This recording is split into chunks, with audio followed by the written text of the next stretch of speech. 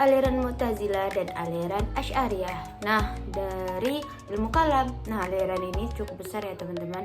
Juga aku akan menjelaskan tentang sejarahnya, tokoh, dan juga ajaran pokoknya, serta perbandingan antara dua aliran tersebut. Dalam sejarah teologi Islam ada dua aliran besar yang campur berpengaruh, yaitu Mu'tazilah dan Asy'ariyah. Dua aliran ini sama-sama ingin menjaga kemurnian akidah Islam. Namun, pendekatannya berbeda. Mu'tazilah lebih menekankan akal dan rasionalitas, sedangkan Asy'ariyah menekankan wahyu sebagai dasar utama dan akal sebagai pendukung gitu. Nah, sekarang kita masuk kepada pengertian Mu'tazilah. Mu'tazilah berasal dari kata i'tizal yang berarti memisahkan diri. Aliran ini dipelopori oleh Wasil bin Attas setelah berpisah dari gurunya Hasan al-Basri karena perbedaan pandangan terhadap pelaku dosa besar. Nah, gimana perkembangannya? Perkembangannya melaju pesat pada saat masa Abbasiyah, bahkan pernah menjadi aliran resmi negara saat peristiwa Al-Mi'had. Nah, ketika ulama dipaksa mengakui bahwa Al-Quran adalah makhluk. Namun setelah itu pengaruhnya melemah dan akhirnya menghilang. Beberapa tokoh penting yang ada di Mu'tazilah yaitu ada Wasil bin Atta, Abu Huzan al-Ahlaf, Al-Azham, dan juga Al-Jubai. Nah, di sini juga aku menjelaskan tentang pokok ajaran mereka. Ada 5 doktrin utama Mu'tazilah, yaitu tauhid dan keadilan Tuhan. Tuhan adil, manusia bertanggung jawab penuh atas perbuatannya. Al-wa'la wal wa'id, makna Tuhan wajib menepati janji dan ancamannya. Dan ada manzilah binal manzilatain, maka pelaku dosa besar bukan mukmin, bukan kafir.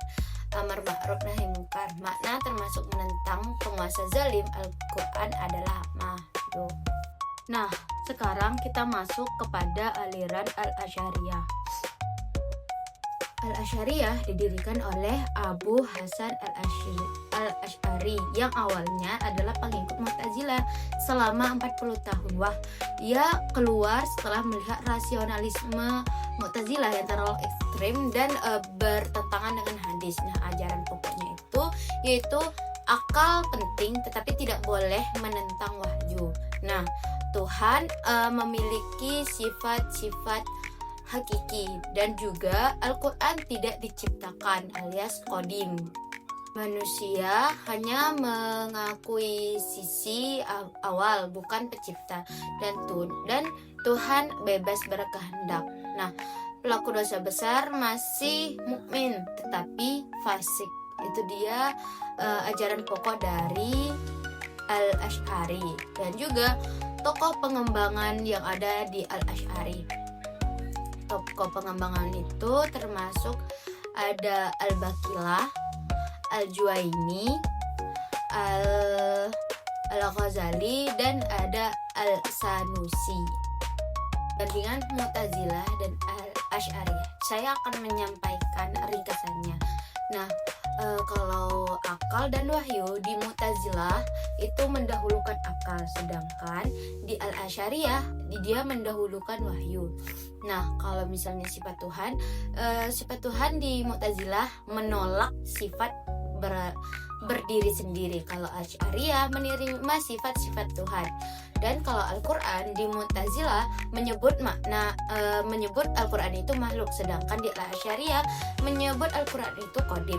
Dan juga perbuatan manusia. Perbuatan manusia kalau di Mu'tazilah itu manusia menciptakan amalnya, sedangkan di Al-Asy'ariyah amal itu diciptakan Tuhan. Dan kalau dosa besar di Mu'tazilah bukan mukmin, bukan pula kafir, dan Asy'ariyah itu masih mukmin tetapi fasik. Nah, dia Mu'tazilah mengambil tengah-tengah gitu. Dan juga kesimpulannya Mu'tazilah mengajarkan penggunaan akal secara maksimal, sedangkan Al-Asy'ariyah menyeimbangkan antara akal dan wahyu. Dari Mu'tazilah kita belajar berpikir kritis, dan dari Asy'ariyah kita belajar tunduk pada kehendak Allah.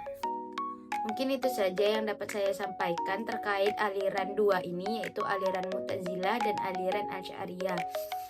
di ilmu kalam. Kurang lebihnya mohon maaf. Billahi taufiq wal hidayah. Wassalamualaikum warahmatullahi